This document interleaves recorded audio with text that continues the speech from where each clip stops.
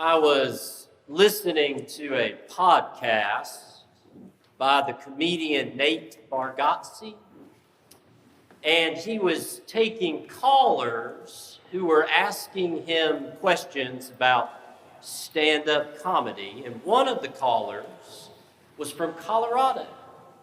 And this was back during the pandemic when all the comedy clubs were shutting down and closing their doors temporarily.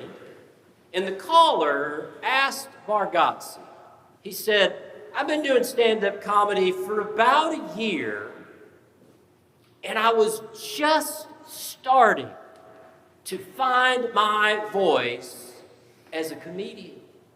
But now all the comedy clubs are shutting down. What should I do to continue learning this craft?" Well, before Bargatze could respond to the caller's actual question, he blurted out, "Well, for starters, there is no way that you have found your voice as a comedian in just 1 year. It takes multiple years to discover your voice," which is also true in life. It takes years to discover who you are. But what nobody tells you is, once you figure out who you are, it is equally difficult to maintain it. To not lose sight of yourself in the midst of life. And we cultivate who we are within the love of God, for we are all God's beloved children. And it is knowing that we are able to live lives of authenticity. I probably spend more time than most walking through cemeteries. And oftentimes I find myself, after a graveside service, wandering over to familiar markers, remembering the lives of beloved church members. And on those markers, so oftentimes there are words of comfort or short descriptions like beloved mother or cherished friend, remembering who we are. And one day I walked over to the markers for Claude and Mary Virginia Moore, that our annual lecture series was created by Mary Virginia in honor of her husband Claude, who served this church faithfully for years as its treasurer and as a deacon. And at the very top of the marker for Claude is a picture of a chicken, because he was head of the department and professor of poultry science. But what really caught my eye was the short description at the very bottom of the marker, where in quotation marks it simply says, "A steady man." And I have thought about that description for a long time. That it speaks of that little known virtue of what Stanley Hauerwas calls constancy. That it is the virtue that enables all the other virtues. It gives us stability, steadiness, and authenticity in our lives.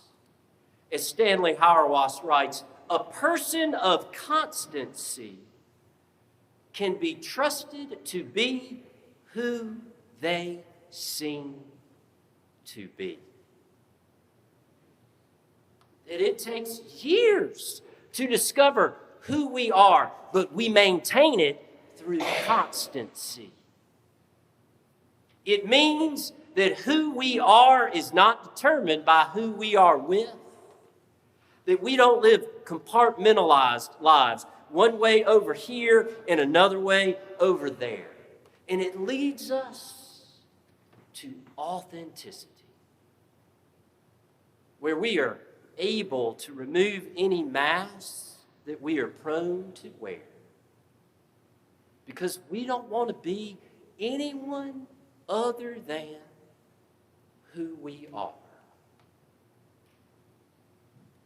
That it takes years to discover, but we maintain it through the simplicity and courage of constancy. And when Jesus took the commandments of God and reframed them as two commandments, to love God and to love neighbor, I think he was striving for the simplicity and courage of constancy. Just take the 10 Commandments, where the first part focuses on the love of God. Do not have other gods. Do not create idols. Do not take the Lord's name in vain. Honor the Sabbath. That all of those focus vertically on the love of God. But then the next part of the 10 Commandments focus horizontally on the love of neighbor.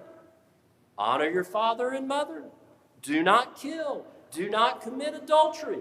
Do not steal. Do not bear false witness. Do not covet your neighbor. That Jesus takes all of that and says, love God with everything that is in you and love your neighbor as yourself. It is simple, but it takes courage to love God and to love neighbor constantly. Then in that story where Jesus cleanses the temple, we find another occasion where Jesus seems to emphasize authenticity and constancy, where he chases the money changers out of that court of Gentiles in the temple. That we have oftentimes surmised that Jesus was upset with the practices of the temple, where Gentiles were not welcomed and where the money changers were exploiting the poor, both of which Jesus would be upset with. But as Amy Jill Levine points out, we don't find overwhelming evidence for either of them in this story. For starters, they were in the court of Gentiles in the temple, where Gentiles were welcome. And the money changers were simply doing their job, which was necessary for worship. The temple was the only place someone could make a sacrifice for God. And when they traveled from afar, they didn't bring their animals with them. They could get lost or injured. So when they arrived, they went to see the money changers using their currency from another place to exchange it for the currency of the temple so they could purchase sacrifices. In Matthew, Mark, and Luke, in this story, when it cautions us not to turn a house of prayer into a den of robbers, it's quoting the prophet Jeremiah, who was calling people to worship with authenticity. That Jesus sees those who are coming to worship without an authentic spirit of prayer, and he is chasing them out. It's why Alistair McIntyre says that the enemy of constancy is charm. Because charm makes it hard to determine whether we are being authentic or whether we are just going through the motions.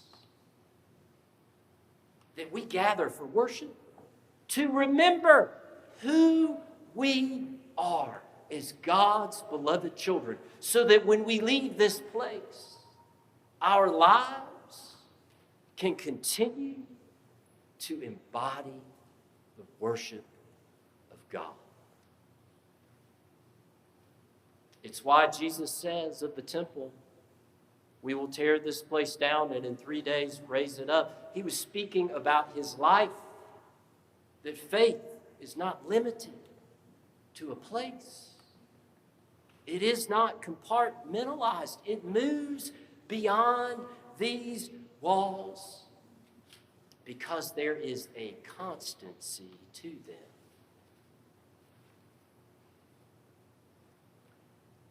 It might sound as if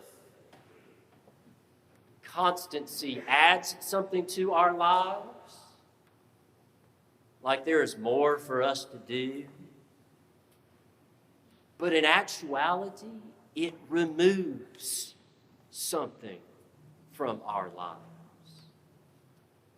It means that we never have to chase the expectations of others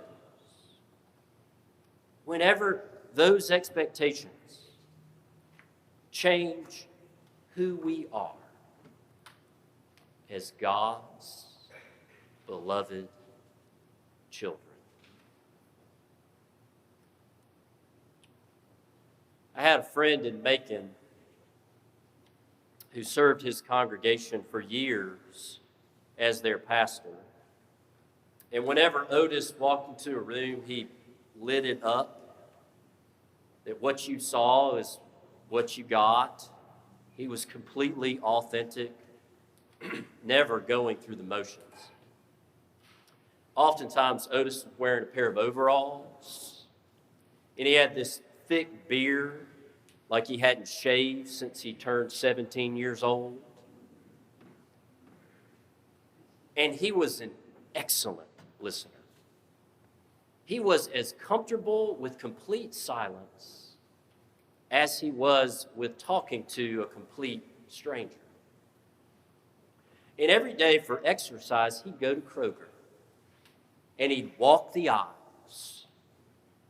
He wasn't grocery shopping, wasn't looking for deals. He was getting to know the regular shoppers while he got his steps in and visiting with the staff.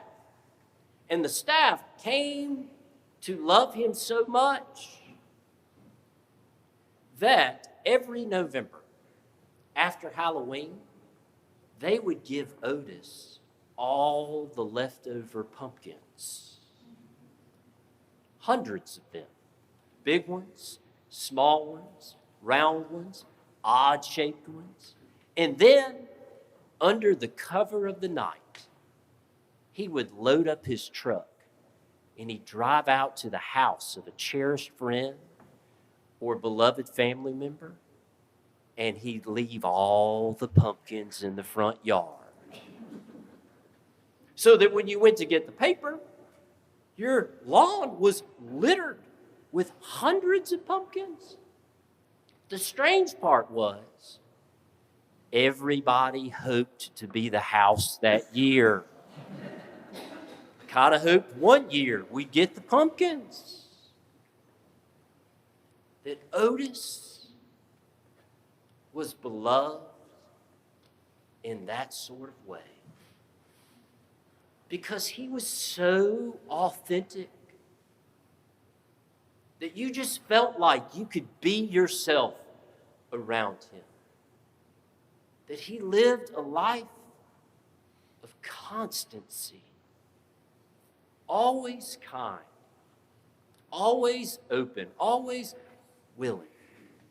He was the same wherever you saw him and with whoever he met. And I am guessing that we could all look back in our lives and think of someone